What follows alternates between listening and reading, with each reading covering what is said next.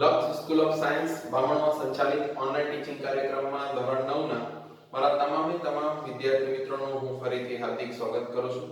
વિદ્યાર્થી મિત્રો, અત્યારે આપણે ચેપ્ટર નંબર 13 માં પ્રશ્ન નંબર 8 સુધી પહોંચ્યા છે. આજે આપણો પ્રશ્ન નંબર 8 એ બહુ જ અગત્યનો પ્રશ્ન છે. આ વિડિયો ક્લિપમાં આજે આપણે પ્રશ્ન નંબર 8 અને પ્રશ્ન નંબર 9 બંનેનો એક સાથે અભ્યાસ કરવાનો છે, કેમ કે બંને એકબીજાના સહસંબંધિત પ્રશ્નો છે તેમ કહી શકાય, એટલે કે કોરિલેટિવ પ્રશ્નો છે તેમ આપણે કહી શકીએ. વિદ્યાર્થી મિત્રો, તમારા આપણા ફ્રન્ટ પેજ ઉપર તમે જોશો તો પ્રશ્ન નંબર 8 સ્વરૂપે ક્વેશ્ચન 8 સ્વરૂપે તમને જોવા મળશે કે બેક્ટેરિયા અને વાયરસનું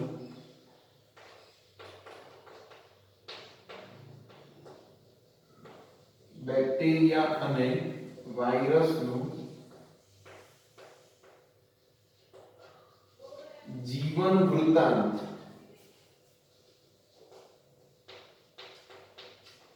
સમજાવો. બહુ જ અગત્યનો પ્રશ્ન. એક સરસ મજાનો એસક્યુ વારંવાર આમાંથી નીકળતો હોય છે. Standard 9 okay science. અત્યારે આપણે આ વિડિયો ક્લિપમાં વાત કરવાના છે જે પ્રશ્નની એ છે બેક્ટેરિયા અને વાયરસનું જીવન વૃત્તાંત સમજાવો. જીવન વૃત્તાંત એટલે મિત્રો શબ્દને સમજો એટલે ખબર પડી જશે કે બેક્ટેરિયા અને વાયરસ દ્વારા આપણે આગળ ભણી ચૂક્યા છે અલગ અલગ પ્રકારના રોગો થાય છે. ક્વેશ્ચન નંબર 7 ને તમે જોશો કે બેક્ટેરિયા દ્વારા થતા રોગો કયા છે, પછી વાયરસ દ્વારા થતા રોગો કયા છે તેની જાણકારી તમને મળશે. વિદ્યાર્થી મિત્રો, આ બંનેનું જીવન વૃત્તાંત કે કોઈ પણ બેક્ટેરિયા છે અથવા કોઈ પણ વાયરસ છે તો એ બેક્ટેરિયા અથવા વાયરસ કોઈ વ્યક્તિ એટલે કે તંદુરસ્ત વ્યક્તિના શરીરમાં પ્રવેશે છે, તો તંદુરસ્ત વ્યક્તિના શરીરમાં પ્રવેશ્યા બાદ એ કેવી રીતે આપણી શરીરની જૈવ રાસાયણિક પ્રક્રિયાઓ જે આખી મેટાબાયોલોજિકલ રિએક્શનો જે છે એની અંદર ભાગ ભજવે છે અને એની અંદર પોતાનું સમગ્ર જીવન પસાર કરે અને આખા વ્યક્તિને પછી રોગના દર્દી બનાવી દે છે. તમામ માહિતી આપણે બહુ શોર્ટમાં અને બહુ સિમ્પલ રીતે ભણવા માંગુ છું. એને ખાસ તમારે ધ્યાનથી પોઈન્ટને ચોપડામાં લખતા રહેવું. ઓકે, પહેલા આપણે નંબર 1 પર વાત કરી બેક્ટેરિયાનું જીવન વૃત્તાંત. નંબર 1 કરીને તમે લખવાનું ગમે તે બેમાંથી ગમે તે પૂછાઈ શકે. બેક્ટેરિયાનું જીવન વૃત્તાંત કે ભાઈ પહેલા બેક્ટેરિયાનું જીવન વૃત્તાંત સમજાવો.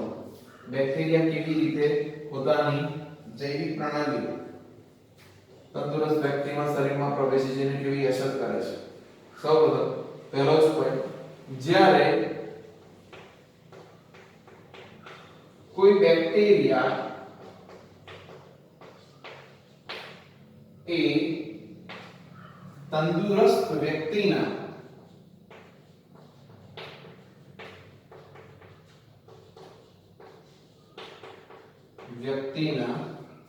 શરીરમાં પ્રવેશે છે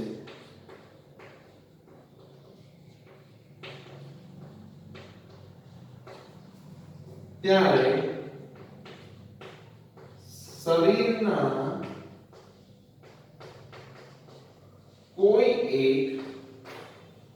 શરીરના કોઈ એક ચોક્કસ અંગ ઉપર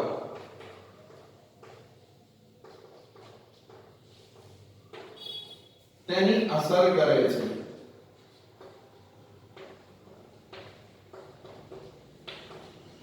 પહેલા પોઈન્ટ આવે સમજે. પહેલો પોઈન્ટ આપણે શું કહેવા માંગીએ છીએ કે જ્યારે કોઈ બેક્ટેરિયા એ કોઈ તંદુરસ્ત હેલ્ધી માણસના શરીરમાં પ્રવેશે છે અને એ હેલ્ધી તંદુરસ્ત માણસના શરીરમાં પ્રવેશીને કોઈ એક અંગ ઉપર જઈને પોતાની અસર દર્શાવવાનું કાર્ય કરે છે. કોઈ એક ચોક્કસ અંગ ઉપર તેની અસર કરે છે. બીજો પોઈન્ટ, આ બેક્ટેરિયા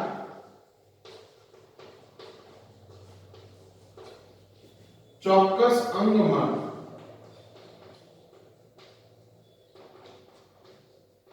પ્રવેશીને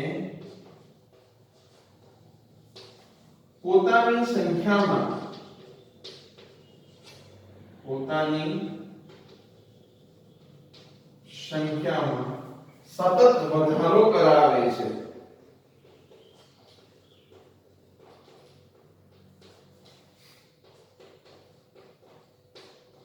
બેક્ટેરિયા કોઈ રોગિષ્ટ જે રોગને ફેલાવે છે એ બેક્ટેરિયા જ્યારે વ્યક્તિના શરીરમાં પ્રવેશે છે, પ્રવેશીને કોઈ ચોક્કસ અંગમાં જાય છે, ત્યારે અંગમાં ગયા બાદ પોતાની જે સંખ્યા છે, એક બેક્ટેરિયા હોય તો અસંખ્ય બેક્ટેરિયાઓ પછી એ અંગમાં ઉત્પન્ન કરાવે છે.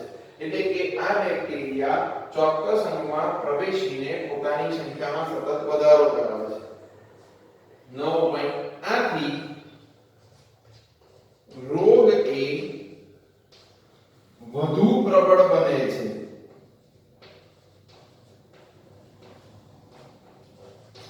અને તે અંગ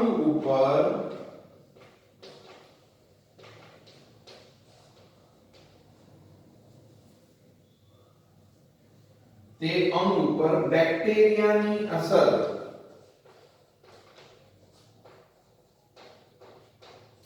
વધુ જોવા મળે છે.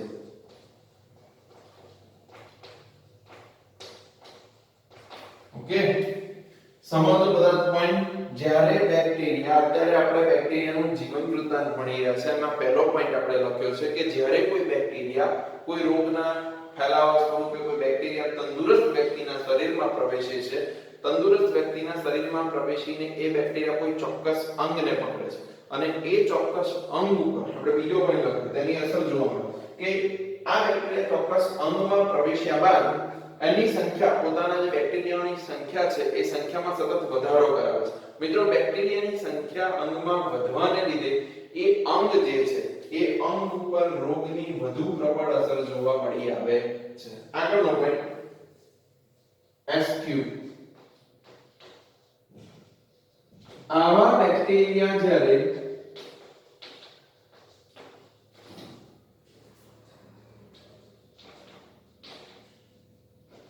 અંગમાં પ્રવેશે છે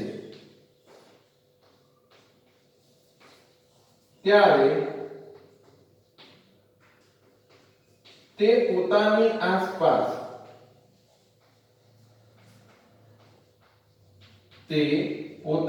આસપાસ કોષ દિવાલનું નિર્માણ કરાવે છે.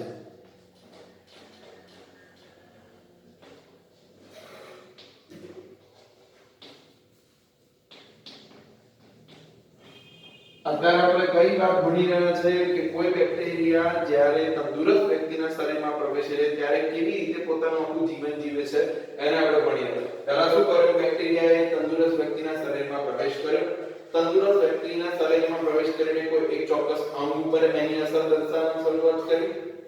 પછી એ અંગની અંદર પોતાની સંખ્યામાં સતત વધારો કર્યો અને સંખ્યામાં વધારો કર્યા બાદ આગળનો પોઈન્ટ આપણે જોયો કે આ બેક્ટેરિયા જ્યારે અંગમાં પ્રવેશે છે, પોતાની સંખ્યામાં વધારો કરે છે, ત્યારે પોતાની આસપાસ કોષ દિવાલનું નિર્માણ કરાવી દે છે. આથી કોષ દિવાલનું નિર્માણ થઈ જતું હોવાને લીધે, એટલે આ પોઈન્ટ કન્ટિન્યુ રાખવાનો, આથી બેક્ટેરિયા એ અથવા બેક્ટેરિયાનો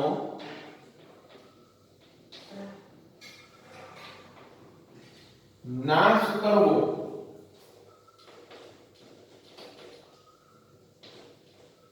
મુશ્કેલ બને છે. પોતાની આસપાસ એક રક્ષણાત્મક કોષ દિવાલ બનાવી દે અને એ રક્ષણાત્મક કોષ દિવાલને લીધે બેક્ટેરિયા વધુ પ્રબળ થઈ જતા હોય એટલે એનો નાશ કરવો મુશ્કેલ બને છે. પરંતુ સુપર મોસ્ટ એમપી એસક્યુ થિયરીનો કે કઈ દવા દ્વારા? પરંતુ એન્ટીબાયોટિક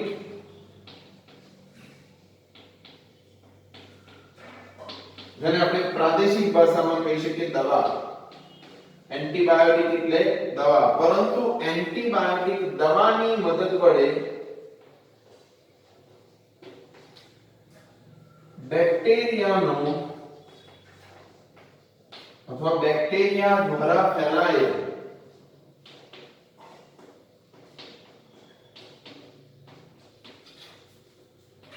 રોગને નાશ કરી શકાય છે.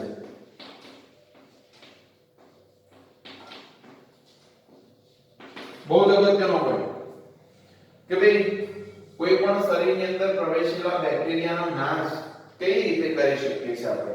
તો દવાઓની વિવિધ એન્ટીબાયોટિક એક સાયન્ટિફિક વર્ડ છે દવા માટેનો કે એન્ટીબાયોટિક દવાઓની મદદ વડે આપણે બેક્ટેરિયા દ્વારા ફેલાયેલા રોગોનો નાશ કરી શકીએ છીએ. ઓકે, હવે એક એન્ટીબેક્ટેરિયલ જે દવા છે એનું આપણે ઉદાહરણ જોઈએ. તો દાખલા તરીકે સુપર મોસ્ટ એમપીએસક્યુ આપણ દાખલા તરીકે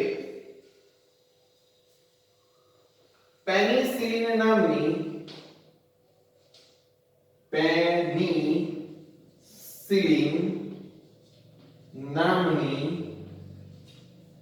એન્ટીબાયોટિક એટલે કે દવા એન્ટીબાયોટિક એ બેક્ટેરિયામાં કોષ દિવાલનું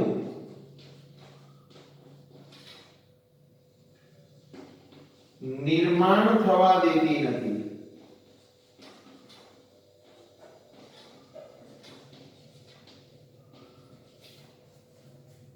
આથી આ દવા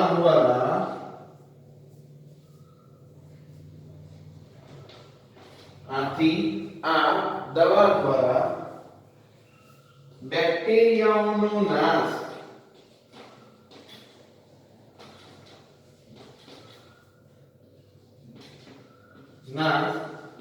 કરાવી શકાય છે.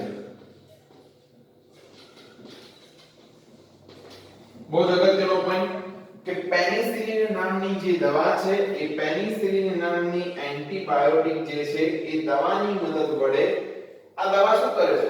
તો આ દવા એ શરીરના અંગમાં પ્રવેશીને જે બેક્ટેરિયાનું પ્રમાણ છે એ બેક્ટેરિયાની જે કોષ દિવાલ છે એ બેક્ટેરિયાની કોષ દિવાલનું નિર્માણ અટકાવવાનું કાર્ય કરે છે. એટલે કે બેક્ટેરિયાની આજુબાજુમાં કોષ દિવાલ નિર્માણ જે થતી હોય છે ઉત્પન્ન કરાવે છે બેક્ટેરિયા એને નિર્માણ થવાની.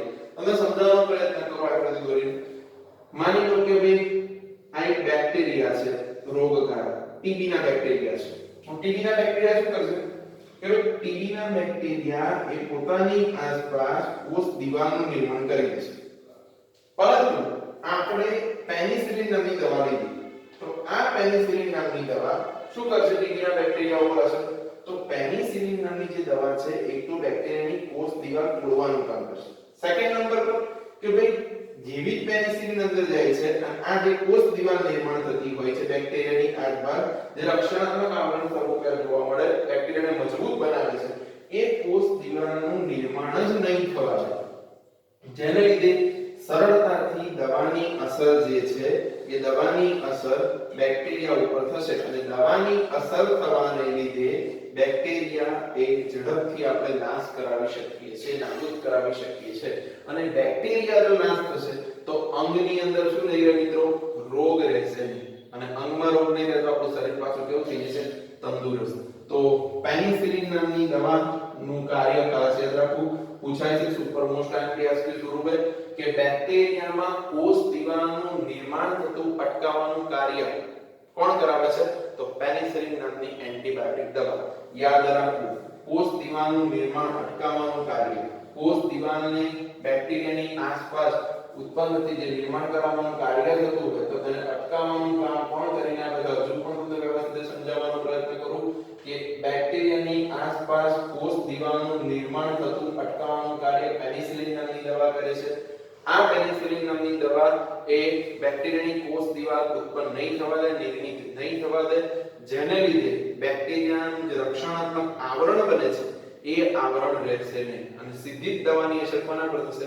બેક્ટેરિયા પર. પેલામાં શું થતું કે ભાઈ કોષ દિવાલનું નિર્માણ થઈ જાય એટલે દવાની અસર સીધી બેક્ટેરિયા ઉપર થઈ શકતી નથી. કેમ કે બહાર શું આવી ગયું?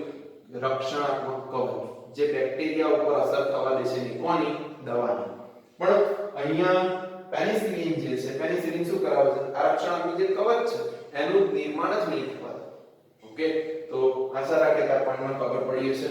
તો આટલી વસ્તુ આપણે જીવન વૃત્તાંતમાં લખવી પડે કે બેક્ટેરિયાનું જીવન વૃત્તાંત 1 2 3 4 5 અને 6 આ 6 પોઈન્ટ સાથે તમારો એક સરસ મજાનો શોર્ટ પ્રશ્ન પૂરો થાય છે કે બેક્ટેરિયાનું જીવન વૃત્તાંત સમજો. ફટાફટ તમને રિવાઇન્ડ કરીને આપી દો બેક્ટેરિયાના જીવન વૃત્તાંતને. સૌપ્રથમ તંદુરસ્ત વ્યક્તિના શરીરમાં બેક્ટેરિયા પ્રવેશ કરે છે. બેક્ટેરિયા પ્રવેશ્યા બાદ કોઈ ચોક્કસ અંગ ઉપર તેની અસર દર્શાવે છે. ત્યારબાદ આ ચોક્કસ અંગમાં તે પોતાની સંખ્યામાં સતત વધારો કરે છે. ઓકે, આ બેક્ટેરિયાની અસર એ અંગ ઉપર જ્યાં સંખ્યા વધુ હશે પોતાની સંખ્યામાં વધારો કરે. આથી રોગ વધુ પ્રબળ બને છે એ અંગમાં અને એ અંગ ઉપર રોગની સૌથી વધુ અસર જોવા મળે છે. ચોથું, ત્યારબાદ આપણે લખ્યું કે આવા બેક્ટેરિયા જે હોય છે એ કોઈ તંદુરસ્ત વ્યક્તિના શરીરમાં કોઈ અંગમાં પ્રવેશે છે અને અંગમાં પ્રવેશ્યા બાદ પોતાની આસપાસ કોષ દિવાલનું નિર્માણ કરાવી દે છે. અને આ કોષ દિવાલનું નિર્માણ કરાવવાના લીધે આપણે બેક્ટેરિયાનો જો નાશ કરવો હોય એ મુશ્કેલ બનતો હોય છે. બેક્ટેરિયાને સરળતાથી આપણે પછી કોષ દિવાલ નિર્મિત થઈ ગયા પછી નાશ કરાવી શકીશું નહીં. પરંતુ એન્ટીબાયોટિક દવાઓની મદદ વડે આપણે બેક્ટેરિયા જે હોય છે અથવા બેક્ટેરિયા દ્વારા ફેલાતા જે રોગો હોય છે એમને મટાડી શકીએ છીએ અને નાશ કરાવી શકીએ છીએ. આમાં એક આપણે ઉદાહરણ લીધું કે પેનિસિલિન નામની એન્ટીબાયોટિક જે દવા છે એ પેનિસિલિન નામની એન્ટીબાયોટિક જે છે એ એન્ટીબાયોટિક બેક્ટેરિયામાં કોષ દિવાલનું નિર્માણ જે થતું હોય છે એને અટકાવવાનું કાર્ય કરે છે. મિત્રો કોષ દિવાલ જ નહીં બને, રક્ષણાત્મક જે દિવાલ છે એ જ નહીં બને બેક્ટેરિયા માટે, તો દવાની સીધી ઇફેક્ટ કોના પર થશે? બેક્ટેરિયા પર. એની વોલ જ નહીં હોય તો સીધી ઇફેક્ટ કોના પર થવાની છે? બેક્ટેરિયા પર. અને આમ આપણે બેક્ટેરિયાનો શરીરમાંથી નાશ કરાવી શકીએ. પણ આની માટે તમને બીજી પણ જોડે જોડે વાત જણાવી દઉં કે જો રોગની કેપેસિટી એટલે કે પ્રમાણ જે છે એ વધી ગયું, બેક્ટેરિયાનું પ્રમાણ વધી ગયું. એક નાનું ઉદાહરણ તમને સમજાવવાનો પ્રયત્ન કરું કે માની લો કે ટીબી ફેફસામાં થયો છે, ફેફસાનો ટીબી છે, તો ફેફસામાં ટીબીના બેક્ટેરિયા જે છે બરાબર, માઇક્રોબેક્ટેરિયા ટ્યુબરક્યુલોસિસ બેક્ટેરિયા, આ બેક્ટેરિયાનું પ્રમાણ વધી ગયું તો પ્રમાણ વધવાને કારણે શું થશે? બેક્ટેરિયાની આજુબાજુમાં કોષ દિવાલ વધુ બની ગઈ, વધુ કોષ દિવાલ, વધુ બેક્ટેરિયા, સતત વધુ સંખ્યા, તો પછી ટીબીની દવા જે છે એની અસર બહુ ઓછી જોવા મળે અને છેલ્લે પછી વ્યક્તિનું મૃત્યુ પણ થઈ શકે છે. એટલે શરૂઆતના સ્ટેજથી જ તમારે દવા લેવી પડે તો જ તમે પછી બેક્ટેરિયાઓને નાશ કરાવી શકો છો. એટલે લાસ્ટ સ્ટેજ ઉપર હો અને પછી દવાઓની પણ અસર ના થાય, કેમ કે કોષ દિવાલનું પ્રમાણ વધી ગયું. દરેક બેક્ટેરિયા પછી શું ધરાવશે? કોષ દિવાલ, પોતાનું રક્ષણાત્મક કવચ ધરાવશે. પછી ગમે તેટલી દવા કરીએ લાસ્ટ સ્ટેજમાં રોગને આપણે મટાડી શકીએ નહીં. એટલે શરૂઆતથી જ કોઈ પણ આવા બેક્ટેરિયા દ્વારા ફેલાતા રોગો આપણને થાય તો ત્યારથી જ એની દવા લઈ લેવી પડે. અને દવા શું કરાવે છે? તો કોષ દિવાલનું નિર્માણ નહીં થવાનું, અને કોષ દિવાલનું નિર્માણ નહીં થાય તો બેક્ટેરિયા નાશ પામશે ઝડપથી. ઓકે, આવડતું હોવું જોઈએ. તો અહીંયા આપણે બેક્ટેરિયાના જીવન વૃત્તાંતની વાર્તાને પૂર્ણ કરીએ છીએ. 6 પોઈન્ટ યાદ રાખવા તો જ કમ્પ્લીટ 2 માર્ક્સ મળે અને સુપર મોસ્ટ આઈએમપી એક એસક્યુ પેનિસિલિન. હવે આપણે મિત્રો વાત કરીએ સેકન્ડ નંબર પર વાયરસનું જીવન વૃત્તાંત, જે અત્યારે આપણને ખૂબ જ હેરાન કરી રહ્યો છે. એ વાયરસનું જીવન વૃત્તાંત કેવું હોય છે? પછી હું તમને એક નવીનતાપૂર્વકની વાત જણાવું. જો બધાને આવડી જાય આ બે જીવન વૃત્તાંત ધ્યાનથી સમજે તો. અને છેલ્લે મારો પ્રશ્ન હશે અત્યારે તમને જણાવી દઉં કે વાયરસથી થતા રોગો સારા, બેક્ટેરિયાથી થતા રોગો સારા? એ તમે મનોમંથન કરીને આપોઆપ તમારે જવાબ મેળવી લેવાનો પોતાની જાત સાથે. ઓકે, કે ભાઈ આપણને બેક્ટેરિયા દ્વારા થતા રોગો સારા કે વાયરસથી થતા રોગો સારા? મૃત્યુઆંક સુધી કોણ આપણને સુધી લઈ જઈ શકે? તો પોતાની સાથે આ બે જીવન વૃત્તાંતને પણ છે એટલે આઈડિયા આવી જશે. આપણે હવે સેકન્ડ નંબર પર વાત કરીએ. નંબર 2 કરીને તમારા ચોપડામાં લખું વાયરસનું જીવન વૃત્તાંત. વાયરસનું જીવન વૃત્તાંત બંને સમજ્યા પછી જો ક્લાસરૂમ હોત તો હું તમને અવશ્ય આ પ્રશ્ન પૂછતો. ઘણા બધાને ખબર પડી ગઈ હશે કે બેક્ટેરિયા દ્વારા ફેલાતા રોગો સારા કહેવાય, વાયરસ દ્વારા ફેલાતા રોગો. જો કે રોગો તો બંને સારા તો ના જ કહેવાય, પણ એકબીજાની સરખામણી કરીએ બેક્ટેરિયા અને વાયરસ દ્વારા ફેલાતા રોગોની તો એ બેમાંથી સારા રોગો કયા? પહેલો પોઈન્ટ આપણે લખીએ, જ્યારે કોઈ રોગના વાયરસ અથવા રોગનો વાયરસ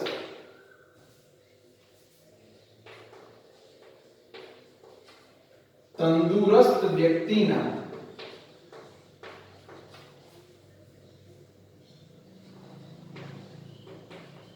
વ્યક્તિના શરીરમાં પ્રવેશે છે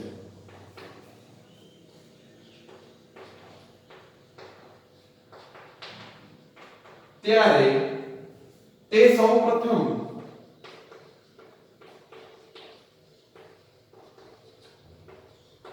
પોતાની સંખ્યામાં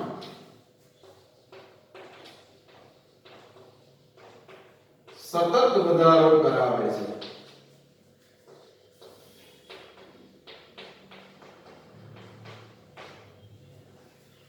યાદ રાખજો પહેલો જ પોઈન્ટ, વાયરસનું જીવન વૃત્તાંત કે જ્યારે આપણા શરીરમાં અથવા કોઈ તંદુરસ્ત વ્યક્તિના શરીરમાં વાયરસ પ્રવેશે છે ત્યારે વાયરસ કેવી રીતે આખું એનું જીવન એ તંદુરસ્ત વ્યક્તિના શરીરમાં પ્રવેશ કરીને જીવે છે અને કેવી રીતે વાયરસજન્ય રોગોનો ફેલાવો કરે છે. બીજો પોઈન્ટ,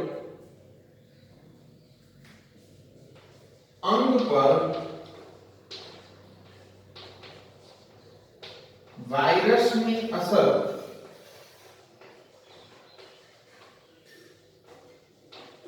ખૂબ જ પ્રબળ બને છે અને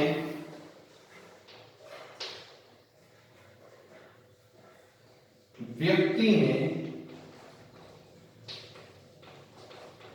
રોગ થાય છે.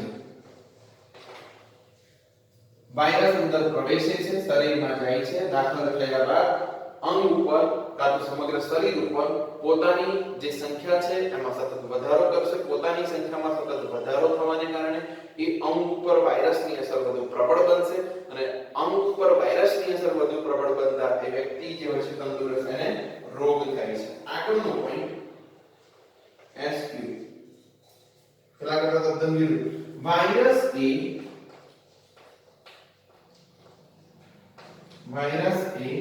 વ્યક્તિના શરીરમાં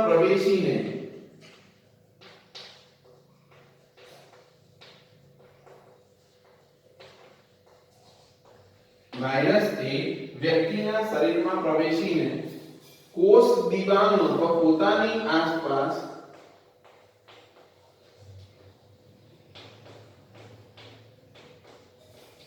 કોષ દિવાલનું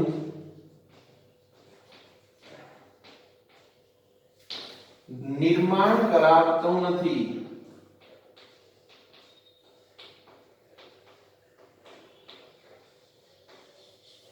યાદ રાખો, બેક્ટેરિયા શું કરે છે?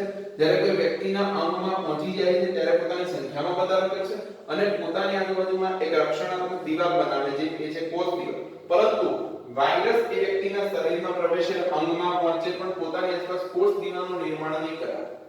અને કોષ દિવાલનું જે નિર્માણ નહીં થવા દે એટલા માટે મિત્રો ખાસ ધ્યાન રાખવાનું કે કોષ દિવાલનું નિર્માણ ન થવા દેવાને લીધે વાયરસ જે છે એ વાયરસને આપણે સીધા અટેક દવા દ્વારા કરી શકીશું નહીં. આથી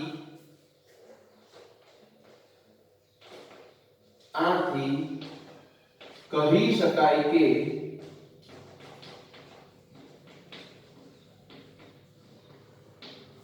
વાયરસ ઉપર એન્ટીબાયોટિકની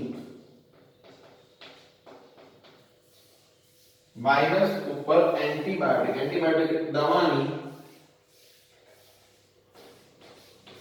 અસર થતી નથી. આથી આપણે એવું કહી શકીએ કે વાયરસ ઉપર એન્ટીબાયોટિક દવાની અસર થતી નથી. કેમ કે કોષ દિવાલ તૂટી જતી હતી એટલે આપણે બેક્ટેરિયાને નાશ કરતા હતા, પણ વાયરસ તો શું નથી ધરાવતા? પહેલેથી જ કોષ દિવાલ ધરાવતા જ નથી અને પહેલેથી જ કોષ દિવાલ ના ધરાવે એટલે એમના ઉપર એન્ટીબાયોટિક જે દવા હોય છે એની અસર થતી નથી. અને જો એવું હોય કે વાયરસ એ કોષ દિવાલ ધરાવતા હોય તો આપણે સીધી જ એના ઉપર દવાની અસર આપણે કરાવી શકતા. અને એટલા જ માટે મિત્રો કોરોના એ કોવિડ-19 થી ફેલાય છે અને કોવિડ-19 જે વાયરસ છે એ વાયરસ ઉપર કોષ દિવાલ નથી એટલે આપણે એની દવા હજુ પણ શોધી શક્યા નથી. અને એટલા માટે આટલી મોટી મહામારી ચાલી રહી છે અત્યારે કે એ વાયરસજન્ય રોગ છે કોરોના. અને કોરોના જે છે એ એન્ટીબાયોટિક થી આપણે નાબૂદ કરાવી શકીશું, કોઈ દવા દ્વારા નાબૂદ કરાવી શકીશું. એની ચોક્કસ વેક્સિન બનાવી પડે, આપણે એને રસી સ્વરૂપે ઓળખીએ છીએ. એની ચોક્કસ રસીઓ તૈયાર કરવી પડશે તો જ આપણે આ મહામારીથી આપણે ઉભરી શકીએ. વાય કેમ કે વાયરસ છે ને વાયરસ ઉપર એન્ટીબાયોટિકની અસર થતી નથી. કેમ કે વાયરસ એ પોતાની આજુબાજુમાં કોષ દીવાનું નિર્માણ કરાવી આપતા નથી. આના ઉપરથી સરસ મજાનું એક વૈજ્ઞાનિક કારણ પણ નીકળી શકે કે વૈજ્ઞાનિક કારણ આપો કે એન્ટીબેક્ટેરિયલ દવાઓની બનાવટ કેવી છે, સાવ સરળ છે, પરંતુ એન્ટીવાયરલ ઔષધોની બનાવટ એ ખૂબ જ અઘરી છે. ઓકે, તો આ જ કારણ આની અંદર આવે કે વાયરસ જે હોય છે એ કોષ દીવાલ પોતાની આજુબાજુમાં ધરાવતા નથી હોતા. તેથી વાયરસ જે હોય છે એમને આપણે સીધા કોઈ એન્ટીબાયોટિકની દવા દ્વારા દૂર કરાવી શકીએ અને એની અસરને આપણે નાબૂદ ના કરાવી શકીએ. પણ બેક્ટેરિયા જે હતા કોષ દીવાલ ધરાવતા હતા, બેક્ટેરિયાની કોષ દીવાલ જ ના હોય તો આપણે સીધી જ કોષ દીવાલ તોડીને સીધું જ એને દવા દ્વારા આપણે નાશ કરાવી શકીએ. પણ એકચ્યુઅલી વાયરસને એવું થતું નથી. કેમ કે વાયરસ એ પોતાની કોષ દીવાલનું નિર્માણ કરાવતા હોતા નથી અને આથી જ વાયરસ ઉપર એન્ટીબાયોટિક જે હોય છે વેનમ દવા જે છે એની અસર થતી નથી. આમ નવો પોઈન્ટ, આમ કહી શકાય કે વાયરસજન્ય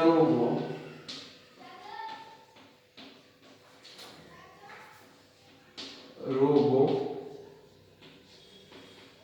વ્યક્તિ ઉપર લાંબા ગાળા સુધી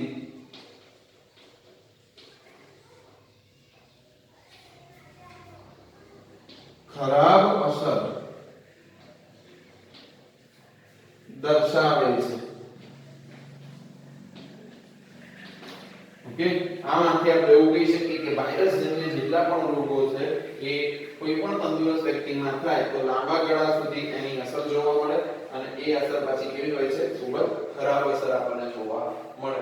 કેમ કે વાયરસ ક્યારે પણ પોતાની આસપાસ કોષ દીવાનું નિર્માણ કરાવતા હોતા નથી અને આથી વાયરસ ઉપર એન્ટીબાયોટિક દવાઓનું એટલે સોરી દવા જે છે એન્ટીબાયોટિક એટલે દવાની કોઈ પણ અસર થશે નહીં અને એન્ટીબાયોટિકની મદદ વડે આપણે વાયરસજન્ય રોગોને ક્યારેય નાબૂદ કરાવી શકીશું અને એનો નાશ કરાવી શકીએ નહીં. તો આ પ્રમાણે આ વાયરસના જીવન વૃત્તાંતની વાર્તા હતી. 1 2 3 4 અને 5 પોઈન્ટ બહુ જ અગત્યના અને આ પોઈન્ટ એસપી સ્વરૂપ કે વાયરસ એ વ્યક્તિના શરીરમાં પ્રવેશે છે ત્યારે વ્યક્તિના શરીરમાં પ્રવેશ કર્યા બાદ પોતાની આસપાસ કોષ દીવાનું નિર્માણ કરાવતા હોતા નથી.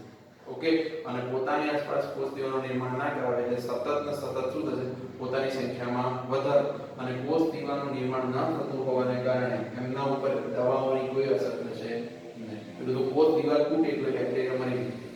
આપણે બેક્ટેરિયાની કોષ દીવાલ ઉપર અસર થશે નથી પણ આમાં એવું બનશે નહીં. એટલે કોષ દીવાલનું નિર્માણ નહીં. તો આશા રાખીએ આજનો ક્વેશ્ચન નંબર 8 દરેક મારા ધોરણ 9 ના વિદ્યાર્થી મિત્રોને ખબર પડી જશે.